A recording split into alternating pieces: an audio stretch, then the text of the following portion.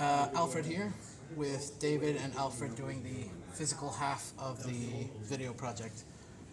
We're going to demonstrate that we know full knowledge of the oscilloscope and function generator. So the first thing I'm going to do is measure the source.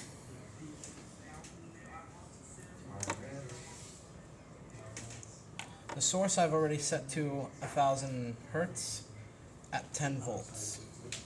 And we will see that with my measurement here when I get to VPP. Zoom in, like coming closer. When I measure VPP for the voltage,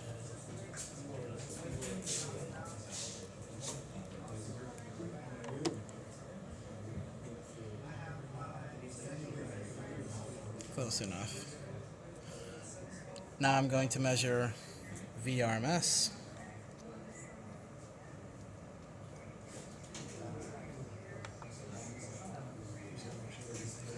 Now I'm going to measure time or frequency.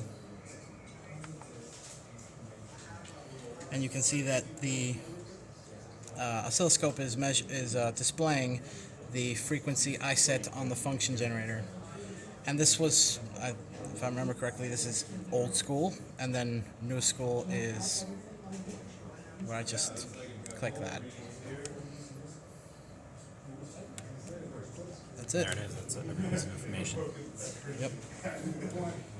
Okay. Now, David is going to do the second half of the video where he will record the 330 resistor.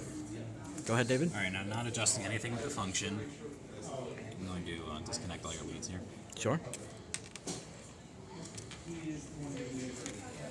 right, first, I'm going to give power to the circuit. Gonna ground it. Gonna ground the oscilloscope.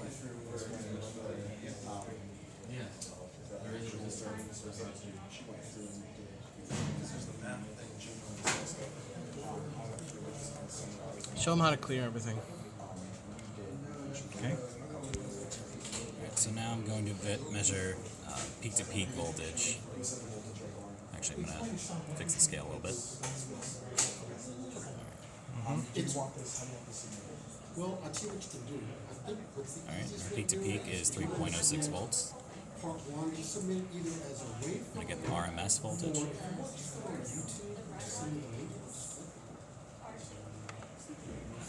What you got There it is, 1.07 volts. Some names just on Now we're going to get the frequency. That was set at 1000 hertz. And show them how to do period. That's going to be measure voltage. No, period is time. That's it. Just in case, like. And the time base we're working with is 500 microseconds. And that's it. That's all.